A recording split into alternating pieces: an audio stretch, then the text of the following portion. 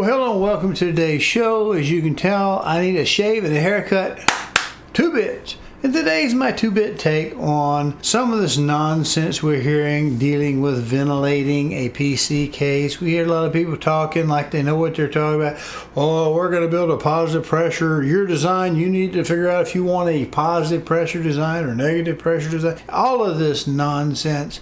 The truth is, unless you're having a fixed RPM DC type fans that don't change, you're really not designing for any one given point. And the relative pressure from inside to outside can change dramatically depending on how you have your fans kick on, if they're PWM, and where they're going, whether or not you have that variable speed that it can give you changes the dynamics, especially if you don't turn things off. Now, in the end of this show, if you stick around to the very end, I will tell you a surefire way to keep the dust from entering your computer. Now, that was another thing that I heard recently is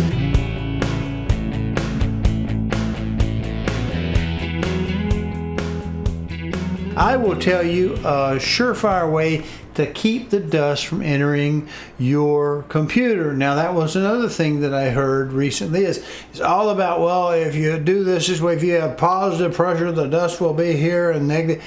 And the reality is dust goes just like a bug hitting a windshield. You know how you get the bugs on your windshield? Your car hit one. You know what happens when he misses you? You don't get the bugs on your windshield. Your filters in your home, your air filters, they clog up when a piece of dirt smashes into a dust. And if it doesn't do that, they'll eventually settle down from the top. If those that are heavier than air will settle down. So the only way that you're going to keep dust from really messing up your PC is to not run fans. Do you need to have as many fans, and do you need to have the volume in there? It all depends on your approach. Well, let's start with something right off of the beginning. I want to start, and I'm not picking that at Lian Li. I like Lian Li. The big system I'm building upstairs with the water loop waiting on Arrow Lake, that is a Lian Li case, although I didn't buy Lian Li fans. I'm looking at these. We're starting out at the Unis. I looked at Unis. They have different series. I like the ones with the LCD screen in it. Look over here, by the way. This is my mouse. Watch how far we go down when we go with this mouse. I like the idea of being able to use the screen as, GPU air temperature, water temperature, CPU temperature. But now we go through this. We're right up top.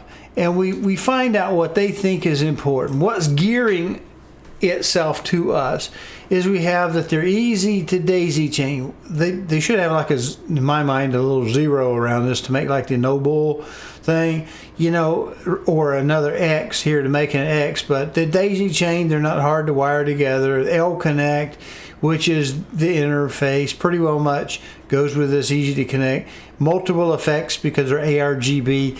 It also goes with L-Connect. High static pressure, quiet operation. Yeah, maybe premium quality sandblasted aluminum parts. I don't remember Lian Li's having aluminum parts, but that's okay. Unprecedented flexibility, quicker installation. Well, I do like the way they kind of snap together, and everybody's got a version of that. 16 of them will go on one controller. They make them in both black and white, and 120 and 140.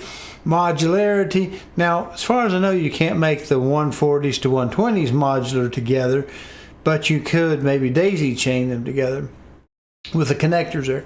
But see, we're going way on down. We're seeing all of these neat features. There's some of their L-Connect software, and it tells you what they do. And we'll keep going down. There's the little module and the connectors and the fans, how to tell old from new, and the kits. And to me, you buy what you like, but to me it just seems like a lot of faff. It's just unnecessarily complicated to put all this ARGB kind of stuff in there. I don't mind the red ones like what came in my old machine. I've replaced them with red ones after that, but we'll talk about that. The new versus the old, and the mounting, and the 120s are bigger. And at the very, very bottom, we actually hit. See, this is where we are down here. let me move myself out of the way. I'm way down here at the bottom. The very last thing on the page is the actual specifications of the fan. Everything above this is like visual. They're pretty and they're easy to work with. Now, I don't mind the easy to work with, but look at this. Here they said they're high pressure fans. 2.54 millimeters of water. I don't know. Does that sound high to you? What do we have in it? Okay, well, the 40s are 1.67, so that makes the little ones, the 120s, look better. But let's look at them, because they are 120 and 140. But now, what else do we want to look at? Look at the airflow, though. It's 58, almost 59 to 70, right? So the little ones don't produce as much air as the big ones. What about the minimum speed? 800. That's going to give me a kind of a minimum level of quiet to 1900. But look at how much better the 140s are. They're 500 RPM. It's going to be a lot more quiet, I'm thinking, because it's turning a lot slower and it produces more air. Both have fluid dynamic bearings in the PWM, DC 6 volt. But look at the wattage of this, 5.16 watts per fan. And think about it. You could, it's not quite, 2 times 70 is 140, and these are 60 a piece, so 3 times 6 is going to be 180. So almost 2 of these can make what 3 of the 120s produce. So we know that they take quite a bit of watts, 3.6 on the 140. So you get better airflow, quieter operation, lower minimums RPM, and lower wattage if you go with the 140s. But what do we almost constantly go for? The 120s are the most common. They're easier to put in, and we end up buying more fans that way. Well, let's go back and look at so now let's look at the thermal takes that I replaced in my system. They were LED fans. You saw the blue one. There was one blue, one red. The blue one died. Okay, it died, so I replaced it. Pure A12. That's the small one. Pure A14's the big one. We'll look at their specifications and maybe go back to look at Lian Li just to see maybe Lian Li is significantly higher than other people's brands. I don't know. If we don't have a reference for what high pressure means, it sounds pretty good because we know 2.5 is bigger than 1 or bigger than 1.5, whatever we got. So, all right, look at this again. All right, this is the 120s, the 12 up here, 12 volt, 1.8 watts for one fan. Now, these do have color to them. You just can't change them. 1.8 watts for a 120 fan versus Lian Li's 5.16 watts. So it's going to cost you more if you do ARGB, because at least you know that those LEDs are going to take a lot more power supply to run them. Look at that, 56.45 CMN. The other one was, if you remember, was 58, but let's look at this noise level that the thermal takes have. 25.8, call it 26. What was it over here on the Lian Li's? 31. So the Lian Li's, more power, more noisy. They have a 800 minimum RPM. Do we have a minimum RPM here? Yes, look at this. The old thermal take, simple, cheaper, just one color fan, 500 RPM to a lower 1500 RPM. Up here, it was 1900, and it produces less air, or just slightly more air, but produces more noise. So I think we've probably spent enough time on that. The big ones of these we're going to refer to in a minute. They have 93.15 CFM for 33.24 watts. It's very efficient. So both of them have hydraulic bearing. Look like good product lines. Just one of them you can change and do the runaway lights and have all that extra wiring to put in and stuff, and have to have a bigger power supply and all that wonderful stuff. I'm not against having a little color in the case. When I redid this one, I use the thermal takes. I got a 120 in the back where the red Corsair fan was, and you know, I'm not against that, but it's just there's a point at which I start wondering if I'm being played, you know, being convinced that I like something or something's cool. All right, now let's look at this. This is from a place called Delbridge. If I put my thing up there, you see the little link at the bottom. You can look at that. It's a blog. Basically, we're going to talk about pressures for just a second. This curve is on inches of water column. IWC is a different way of saying WG, water gauge. 0 pressure to high pressure, 2 inches. You see on that side 0 to say 25,000 CFM for this blower. This is a system blower, and here's the system curve right here. We can let the system curve represent the pressure that we would build up statically and dynamically in our little computer box versus the ductwork in the system here.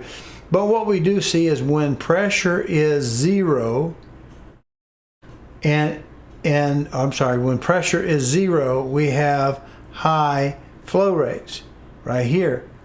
Right? When pressure is high, say at 1.8, we got no flow for most of these operating points, none at all. Some of these fan curves at different pitches, I think that's what these are, pitches of inclination. So when we have a lot of pressure, no flow. This is flow this way, pressure this way. High pressure, no flow. No pressure, high flow. So we get sort of a relationship like that. Now, we were talking about this, what's being marketed to us in terms of these vane axial fans, okay, as being high pressure.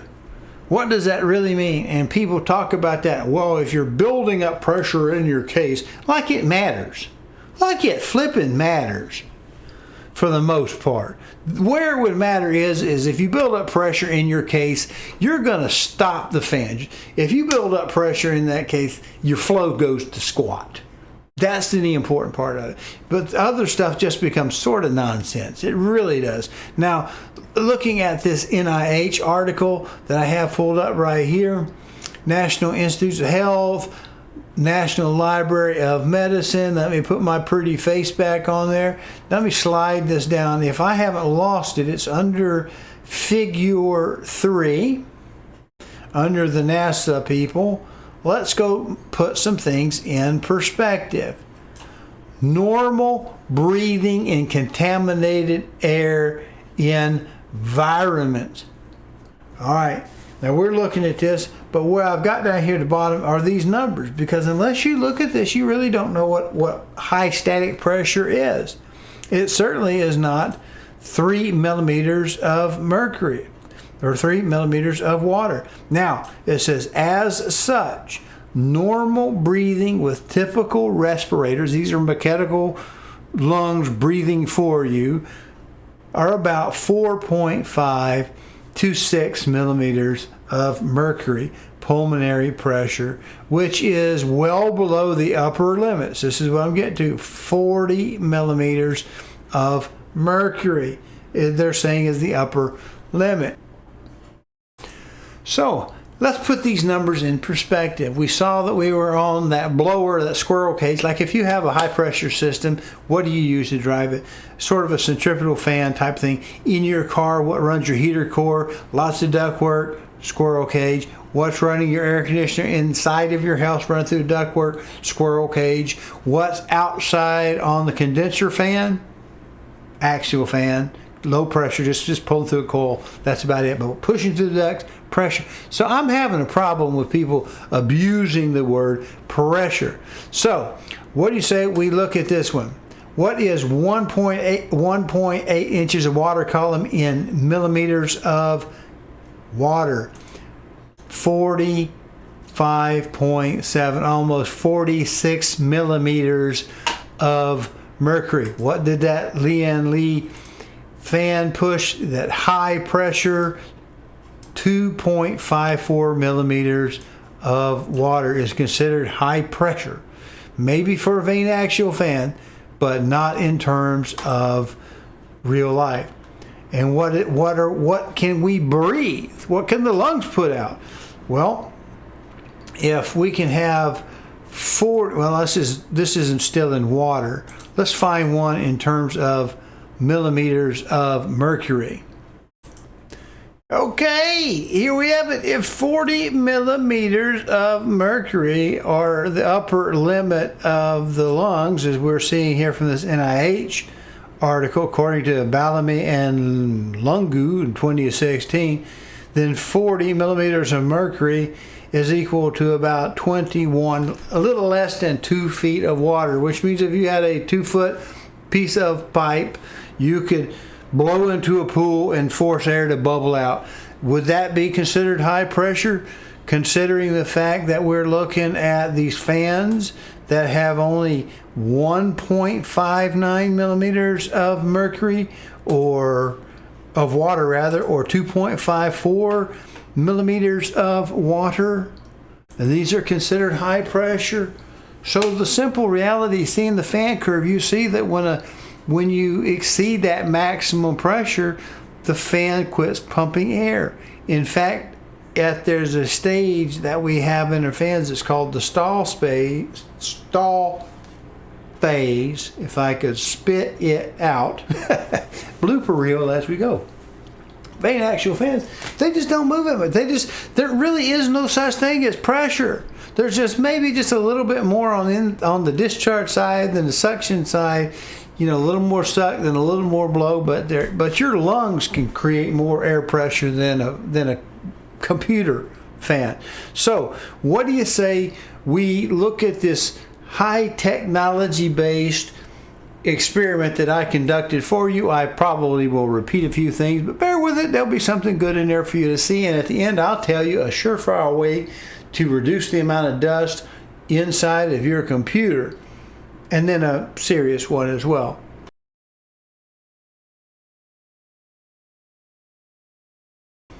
If you'll forgive this game day decision, I'm going to just modify this, split this one video into 2 parts, put the test where I demonstrate the principles I'm telling you in a different video so that I can get to this.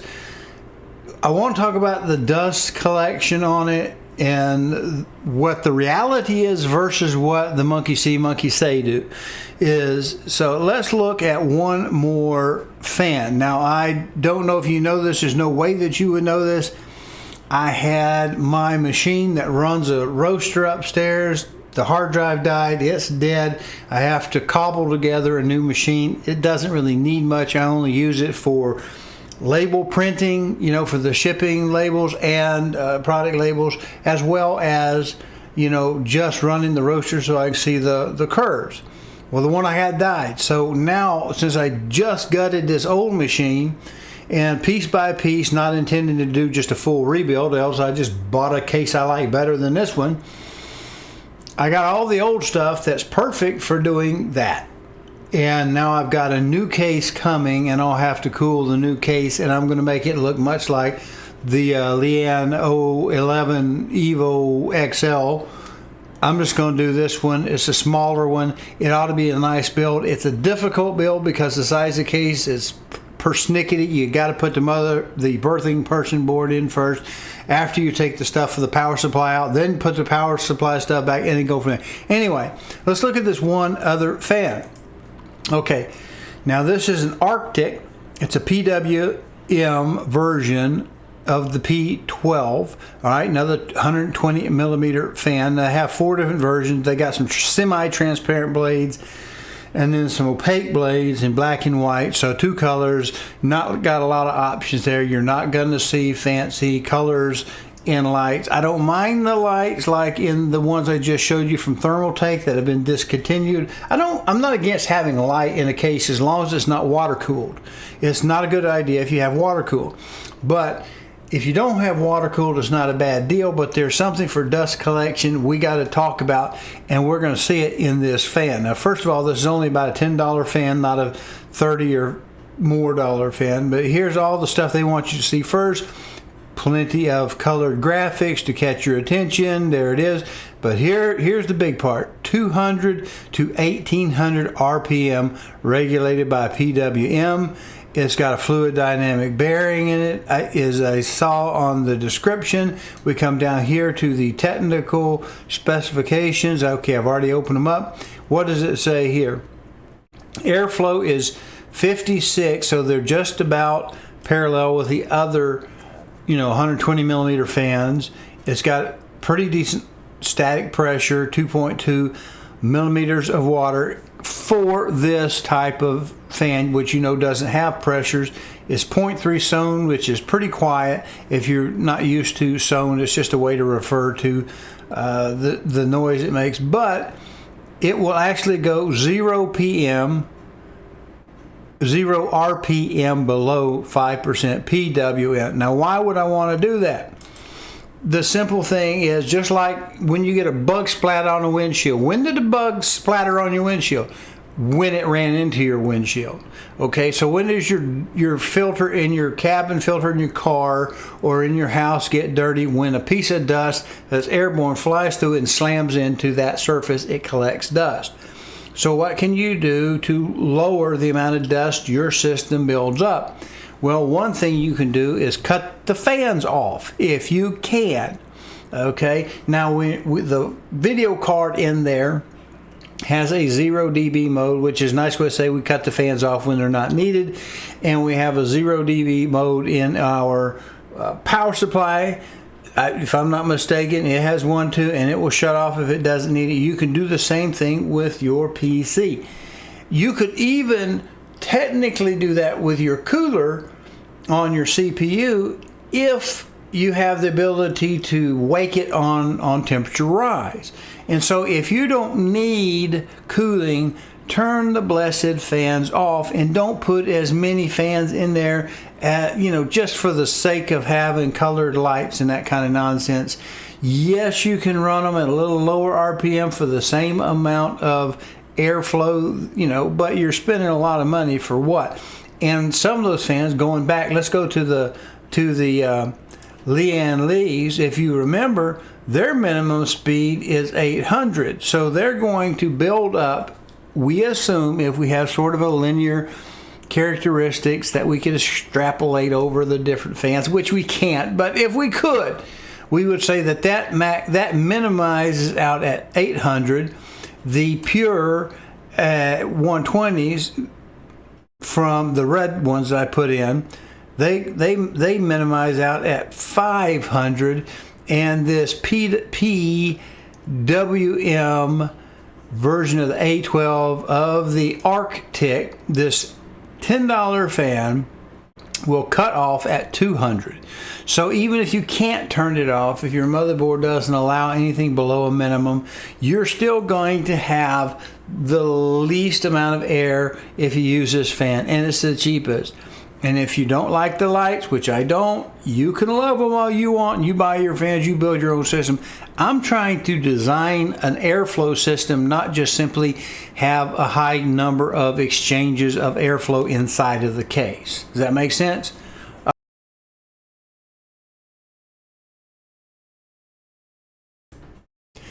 Let's talk a little bit about the stall and the pressure that causes the stall. Now, regardless of the number of fans that you have, we can talk about just having one of each. Right now, one exit, one entering fan, and as long as they're matched, they're going to pull the air across your case and whatever's in your case. But what happens with a fan, a boxer type fan, is you see those gaps, if I can get my shirt in it. If you like this content, please go to calldeltosell.com, find the tab that says on YouTube, click it, and it'll open up a page of QR codes. There you can use a smartphone to scan and get to the YouTube page, or you can just mouse over and click it on a PC. There you'll be able to subscribe to this little button over here and click the notification bell so that YouTube will notify you. Thank you. But what happens with a fan, a boxer type fan, is you see those gaps, if I can get my shirt in it, at the given pressure that's the maximum it's rated for, or it's measured at, it can't push anymore. It just starts to circulate around the fan, the tips of the fan, the edges of the fan inside, and it just makes noise. It doesn't make any more air. Now, if we reach that flow, say this is a 50 CFM fan.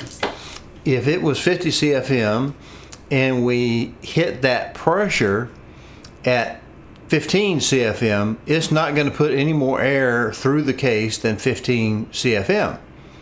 Because after 15 CFM, the pressure has hit that maximum and it just starts cavitating, for lack of a better word. If it was a propeller in the water, like a boat propeller, we'd call it cavitation. It's just going to short circuit around the blades in that assembly. And that's all it's going to do. Now, if the exiting fan is able to pull, say, 20 CFM, that's going to allow the pressure to drop to the point where the intake fan now pushes 20 CFM, and then it's going to cavitate. So putting a lot of fans in a system it can help, but it's not going to necessarily increase the airflow unless you increase the outflow in the same time. They need to match, because when either side gets its maximum pressure, each fan is going to start to cavitate, and they just make more noise. That's why a lot of these low-speed fans work a little bit better, because one, they don't make much noise if you had them by themselves and plenty of room for it to breathe. They'd move a lot more air. But you close off that box and it's the pressure effect. The quote high pressure units are maybe cut a little bit closer, the geometry is a little bit different, whatever it takes, it can just go to a little bit more pressure before it cuts off. So if you have high pressure fans on your rads, you may be losing that in the flow across the radiator itself.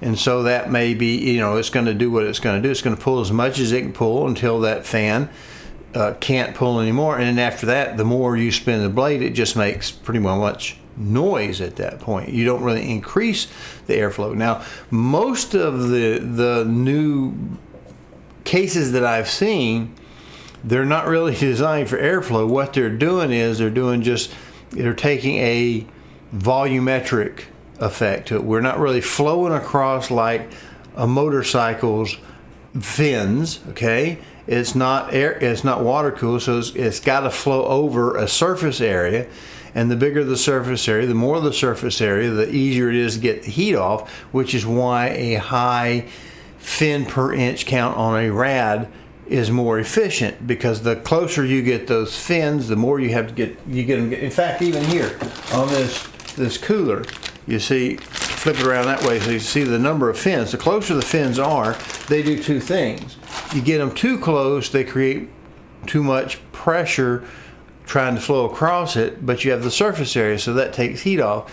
By having fewer fins per inch, you can get better airflow across, but you have less surface area.